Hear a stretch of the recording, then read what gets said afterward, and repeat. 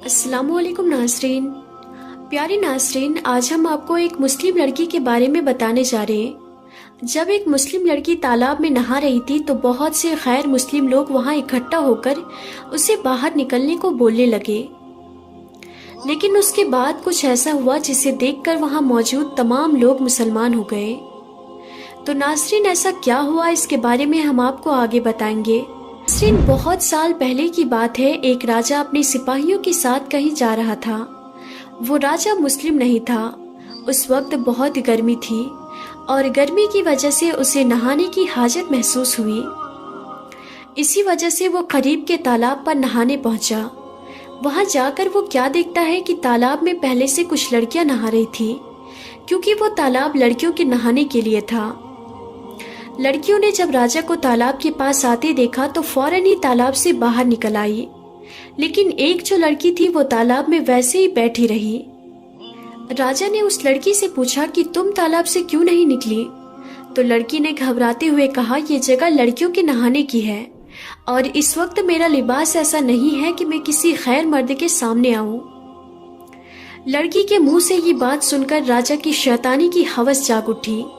उसने कहा, मैं राजा होने के नाते तुम्हें हुक्म देता हूँ कि ऐसे ही तालाब से तुम बाहर आ जाओ।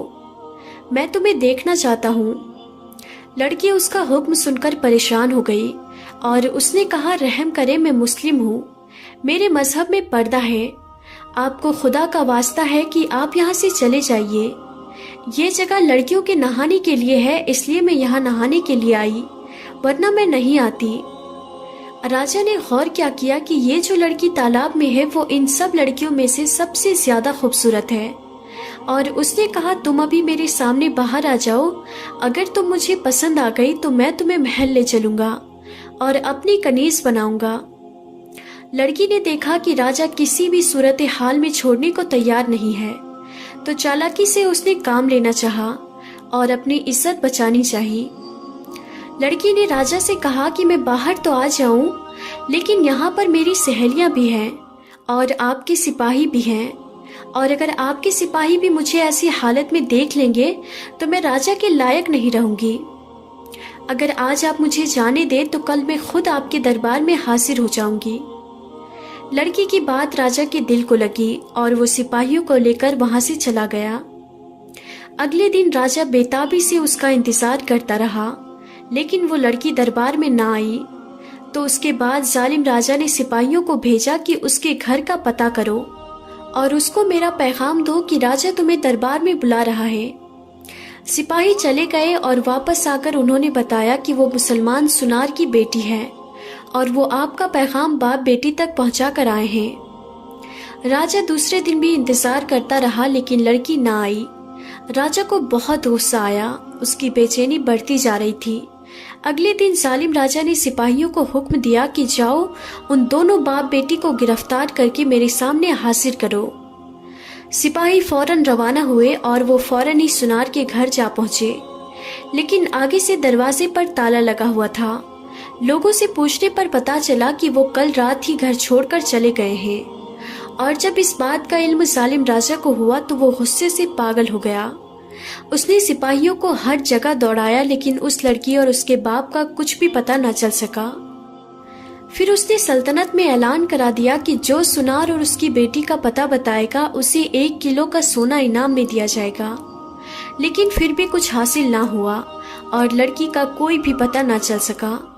तो उसने अपने साथ वाले राजाओं को खत लिखा और उस लड़की और उसके बाप को ढूंढने की दरख्वास्त करके मदद मांगी, लेकिन वहां से भी कुछ भी पता ना चल सका। ऐसा लगता है कि जैसे उस लड़की को जमीन निगल गई या आसमान खा गया। एक रात वो जालिम राजा सोया हुआ था तो उसको एक ख्वाब आया जिसमें दरिया के किनारे एक झोपड़ी नजर आई। राजा झोपड़ी को देखकर हैरान होता है कि इस वीराने में ये किसकी झोपड़ी है। उस झोपड़ी को देखने के लिए वो झोपड़ी के पास गया और अंदर दाखिल हुआ तो उसे वहां एक दाढ़ी वाले बुजुर्ग नजर आए। उन बुजुर्ग के साथ एक लड़की भी बैठी हुई थी। इससे पहले कि राजा लड़की की शक्ल देखता कि उसकी आंख खुल गई। राजा समझ गया कि ये वही बाप बेटी है जो उस झोपड़ी में छुपे हुए हैं। वो उस इलाके को जानता था। अगली सुबह उसने अपने सिपाहियों का दस्ता तैयार किया اور دریا کنارے اسی جگہ پر جا پہنچا جو اس کے خواب میں نظر آئی تھی۔ جھوپڑی کے پاس پہنچ کر اس نے سپاہیوں کو وہیں رکنے کا حکم دیا اور خود جھوپڑی کے اندر چلا گیا، اور وہاں وہ کیا دیکھتا ہے کہ ایک کمزور سی دکھنے والی بیمار لڑکی سو رہی ہے، اور وہی جانماز پر بیٹھ کر وہی سفید داڑھی والا وہی آدمی دعا کر رہا ہے کہ اے میرے پالنے والے رب، ہم کب تک اس ظالم راجا سے چھپتے رہیں گے جو چند لمحوں کی لفت کی خاطر میری نادان بچی کی عزت خراب کرنا چاہتا ہے اور جہنم کی آگ خود پر واجب کرنا چاہتا ہے۔ یا اللہ اس کو ہدایت فرما، اس کے دل میں اپنی محبت پیدا کر کہ اس سے لوگ ڈر کر نہ رہیں بلکہ اس کے ہوتے ہوئے وہ خود کو محفوظ مانے، اس کو عزت لوٹنے والا نہیں بلکہ عزت بچانے والا کر دے۔ یا اللہ تیرے اختیار میں تو یہ ساری کائنات ہے، تو دلوں کو پھیرنے جانتا ہے۔ راجا سمجھ گیا کہ یہ وہی لڑکی ہے جسے وہ تلاش کرتے ہوئے یہاں تک آیا ہے، لیکن وہ کمزور اور بیمار نظر آ رہی تھی، اور اس کے بعد راجا نے اس کے باپ کے پاس بیٹھ کر رو رو کر معافی مانگنے لگا کہ میری وجہ سے آپ پر اتنی مصیبتیں اور تکلیفیں آئی ہیں، اب میری آنکھیں کھل گئی ہیں، مجھے معاف کر دے۔ پھر بادشاہ نے ان دونوں کو پورے شان اور عزت کے ساتھ محل میں بلایا اور لڑکی کے باپ سے کہا کہ میں اعلان کرتا ہوں کہ میں اللہ اور اس کے رسول صلی اللہ تعالی علیہ وسلم پر ایمان لایا اور مسلمان ہوا۔ پھر راجا کہتا ہے کہ اب اگر آپ اجازت دیں تو میں آپ کی بیٹی سے نکاح کر کے اسے اپنی بیوی بنانا چاہتا ہوں۔ باپ نے بیٹی کی رضامندی جان کر اس کی شادی اس بادشاہ سے کرا دی، اور بادشاہ نے اس لڑکی کو اپنی بیگم بنا لیا، اور پھر بعد میں اس کی غیر مسلم ریاست ہو گئی اور بہت سارے لوگ مسلمان ہو گئے۔ سبحان اللہ۔ تو ناظرین، اس واقعے کے بارے میں آپ کیا رائے رکھتے ہیں؟ کمنٹ باکس میں ضرور بتائیں، اور اگر آپ سب کو ویڈیو پسند آئی ہو تو ایک لائک ضرور کر دیں۔